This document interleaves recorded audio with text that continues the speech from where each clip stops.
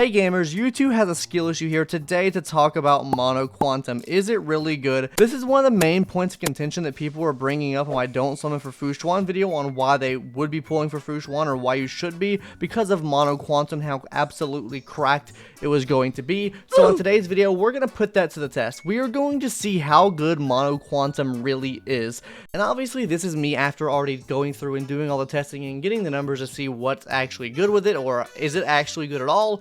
But I did put down my initial thoughts and opinions on Mono Quantum before I even set out to do this testing, and that's what we're going to be talking about now. Don't worry about what I'm wearing right now. I had to go into my actual job today because this is not my actual job. I think a lot of people think that, but no, it's this hobby. I have actual job. Anyway, so some of my initial thoughts on Mono Quantum was that it was going to be pretty mid. I didn't think that Mono Quantum would be the end-all be-all destruction of everything. People were making it seem like that it was like just going to be the best thing since buttered bread, and I think the reason was because Silverwolf was on the team and you can just always hit Quantum. It's a 100% Quantum debuff on the enemy at all times, right? But the problem with Mono Quantum, or my problem with Mono Quantum, is first, most people are probably going to be running Zila with Mono Quantum. There's only two DPSs. There's QQ or there's Zila, right? So you're going to be either running one of these two on the team. Most people are saying put Zila on the team, but I'm not going to go too much into QQ right now because I do have something I want to talk about that a little bit later in the video.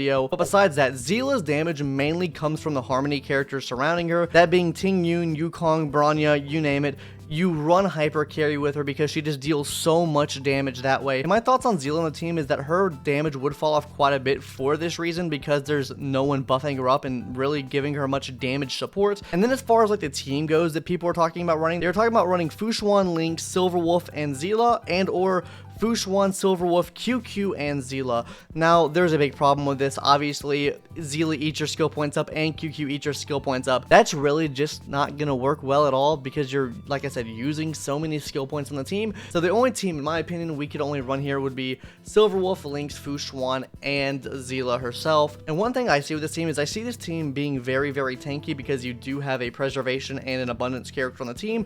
So your team's basically not going to die with both of these characters on the team, which means you can get through the content. It's just a matter of how many turns and cycles that's going to take because Zila's not hitting at her max capacity because she's not getting buffed. And my initial alternative to this was just run Bronya on the team or run a buffer on the team that their typing matches up with the current typing that you're facing. For example, if you're facing a wind weak enemy, you run a Bronya. If you're facing a lightning type enemy, you run a Ting Yun. If you're facing an imaginary type unit, you run a Yukong, and so on and so forth. You get the point, right? So that's my way out of it. It's not really Mono Quantum, but it is really close to it. And I also think that Mono Quantum will get better in the future the more units we get for the Quantum category. As the more time we have in the game, the more characters they release, the more chances there are that we're going to get, you know, a Harmony character for the Quantum class, or maybe a better DPS that works better in this team with the Quantum class. Just something like that. I think in the future we will definitely get something like that. But wait guys, before we talk about all the testing we did for Mono Quantum, I would really like it if you guys hit that subscribe button. We're trying to push our goal of 4,000 subscribers by the end of the month, so I'd really appreciate it if you guys hit that subscribe button. Anyways, let's go ahead and talk about the testing and the teams we use now. So with all my initial thoughts out of the way, let's actually go ahead and talk about the testing. The teams that I used for this testing were a full Mono Quantum team. Like I said, Lynx, Silverwolf, Zila, and also Fushuan. Fushuan's in every team because Fushuan's a big part of Mono Quantum, right? The second team I used was Silverwolf, Fushuan, Zila, and also Bronya. The reason I'm bringing Bronya in is because she's the best support, and I feel like she can give the best representation of this team. But obviously your numbers could vary depending on what enemy you're facing, right? Now finally, our last team is basically a hyper carry team with Zila, Fushuan, Bronya, and also Ting Yun on the team. These are the three teams we ran, and the main thing we're really testing for here is to see how much damage Zila actually does because, like I said, she is your main DPS across the team. How many cycles will it take for Zila to clear these bosses? So we set out to do that. We set off into World 4 of Memory of Chaos. Yes, World 4, cringe, I know. The testing's the same across the board. It really doesn't matter. The teams here, you know, would survive against any MOC floor. I just don't feel like completing MOC right now. I say that for my stream content at twitch.tv/YouTube can't see me if you want to check that out. So on screen now is all three teams going at it. So first we'll talk about boss 1 and everything that that comes with that, and then we'll talk about boss 2 after the fact. So let's talk about our first cycles for each team here. Now, Mono Quantum hit a whopping 71,000 damage on cycle 1, while the almost Mono Quantum team hit 96,000 damage on cycle 1. And surely you guys won't believe this, but our Hyper Carry team did 289,000 damage on cycle 1. Now come on, I know some of you might be surprised of the damage difference here between Hyper Carry and Mono Quantum, but let's be real here.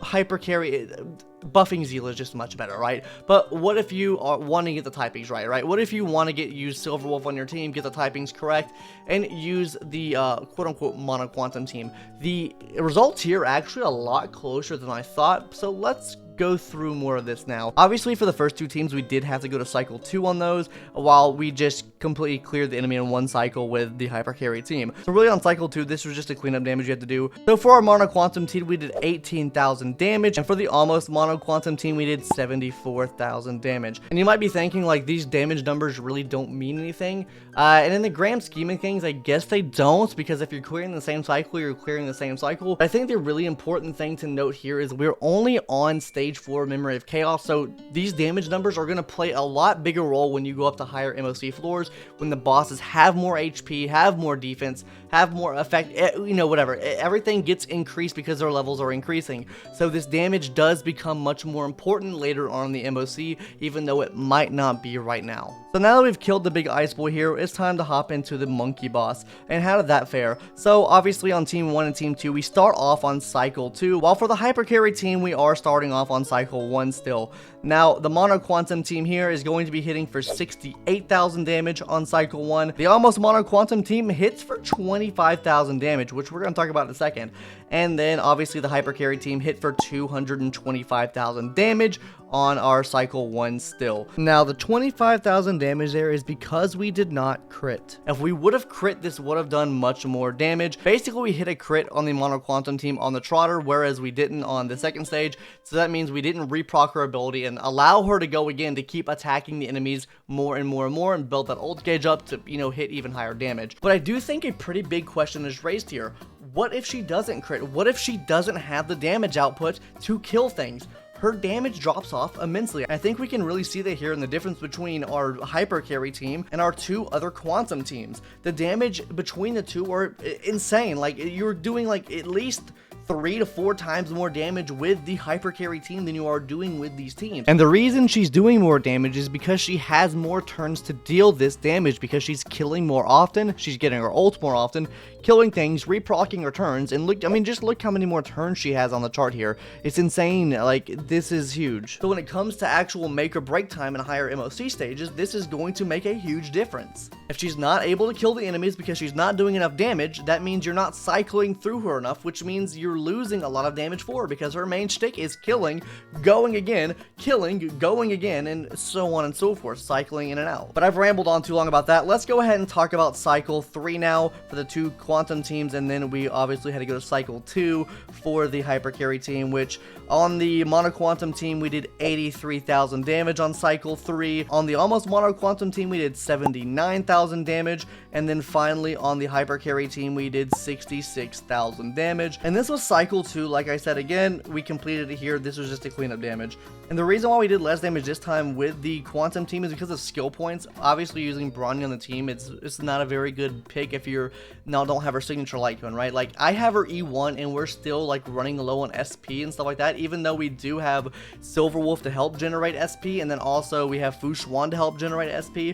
You still run out of a little bit of SP there at the end, so that is why the damage dropped off there. But now let's time to hop into our final cycles here. Cycle 4 for Mono Quantum did 11,000 damage, while on the almost Mono Quantum team we did 59,000 damage. We had a lot more to clean up on the almost Mono Quantum team, but overall that team did do more damage. And as far as our total damage amounts for all the teams combined, even though that the Mono Quantum and almost Mono Quantum team did max damage, our winner here was the Hyper Carry team with doing over 580,000 damage, or around that number. I just rounded up or down depending on what we got. And then on the almost Mono Quantum team in second place did 333,000 damage, and then finally for our Mono Quantum team we did 319,000 damage. So I mean, the Mono Quantum team and the Almost Mono Quantum team cleared in 3 cycles, whereas the Hyper Carry team cleared in 1 cycle. We almost 0 cycled it, but we couldn't get there because, you know, I can't be scuffed and I have a skill issue. So what does this say about Mono Quantum?